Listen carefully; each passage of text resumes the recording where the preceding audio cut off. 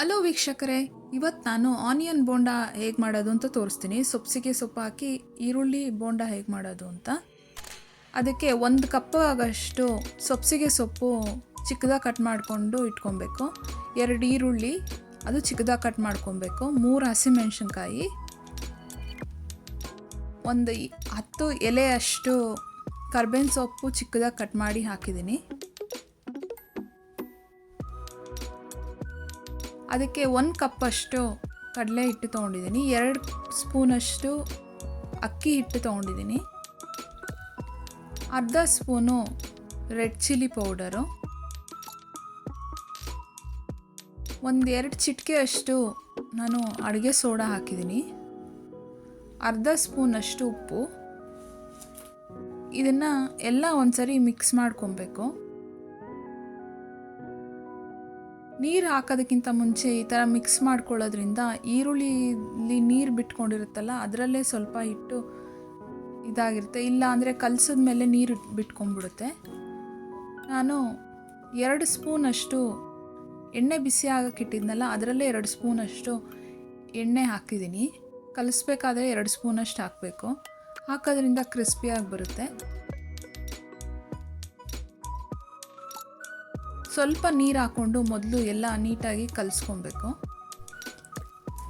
ನೀರು ಕಡಿಮೆ ಆಗಿದೆ, ತುಂಬ ಡ್ರೈ ಆಗಿದೆ ಅಂದರೆ ಆಮೇಲೆ ಸ್ವಲ್ಪ ನೀರು ಚುಮ್ಸ್ಕೊಂಡು ನೀಟಾಗಿ ಎಲ್ಲ ಮಿಕ್ಸ್ ಆಗೋ ಥರ ಇಟ್ಕೊಬೇಕು. 1-2 ನಿಮಿಷ ನೆನೆಯಕ್ಕೆ ಬಿಟ್ಟರೆ ಕ್ರಿಸ್ಪಿಯಾಗಿ ಚೆನ್ನಾಗಿ ಬರುತ್ತೆ. ನಾನು ಎಣ್ಣೆ ಬಿಸಿ ಆಗೋಕ್ಕೆ ಇಟ್ಟಿದ್ದೆ ಮೊದಲೇ. ಅದಕ್ಕೆ ಸ್ವಲ್ಪನೇ ಒಂದು ಚಿಕ್ಕ ಬಾಲಷ್ಟು ನಾವು ಕಲಸಿದ್ದ ಹಿಟ್ಟನ್ನು ಎಣ್ಣೆಯಲ್ಲಿ ಬಿಡಬೇಕು. ಸ್ಟವ್ನ ಮೀಡಿಯಮ್ ಫ್ಲೇಮಲ್ಲೇ ಇಟ್ಟಿರಬೇಕು. ಇಲ್ಲಾಂದರೆ ಹಾಕಿದ ತಕ್ಷಣ ಮೊದಲು ಮೇಲೆಲ್ಲ ಸೀದಿರುತ್ತೆ, ಒಳಗಡೆ ಬೆಂದಿರಲ್ಲ. ಅದರಿಂದ ಮೀಡಿಯಮ್ ಫ್ಲೇಮಲ್ಲೇ ಇಟ್ಕೊಂಡಿರಬೇಕು.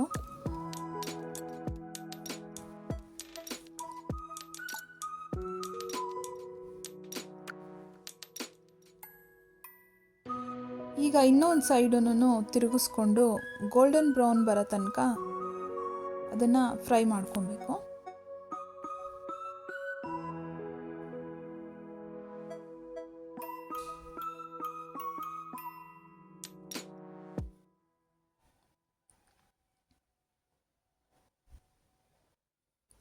ಇದು ಅನ್ನ ಸಾಂಬಾರ್ ಜೊತೆ ಸೈಡ್ ಡಿಶ್ ಆಗಿ, ಇಲ್ಲ ಈವ್ನಿಂಗ್ ಟೀ ಟೈಮ್ ಸ್ನ್ಯಾಕ್ ಆಗಿ, ಕಾಯಿ ಚಟ್ನಿ ಜೊತೆ ಇದು ಚೆನ್ನಾಗಿರುತ್ತೆ.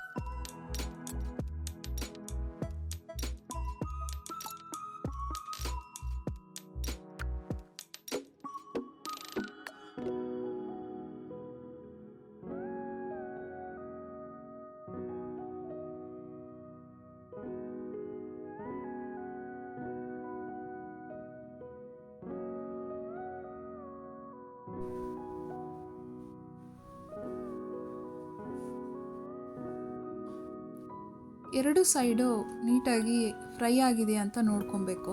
ಈಗ ಆಗಿದೆ. ಇದನ್ನು ಸರ್ವಿಂಗ್ ಪ್ಲೇಟಿಗೆ ಸರ್ವ್ ಮಾಡ್ತಿದ್ದೀನಿ. ಇದನ್ನು ಟೀ ಟೈಮ್ ಸ್ನ್ಯಾಕ್ ಆಗಿ ತಿಂದರೆ ತುಂಬ ಚೆನ್ನಾಗಿರುತ್ತೆ. ನೀವು ಒಂದ್ಸರಿ ಟ್ರೈ ಮಾಡಿ. ನಾನು ಮಾಡಿರೋದು ನಿಮ್ಗೆ ಇಷ್ಟ ಆದರೆ ಲೈಕ್ ಮಾಡಿ, ಸಬ್ಸ್ಕ್ರೈಬ್ ಮಾಡಿ. Thank you for watching.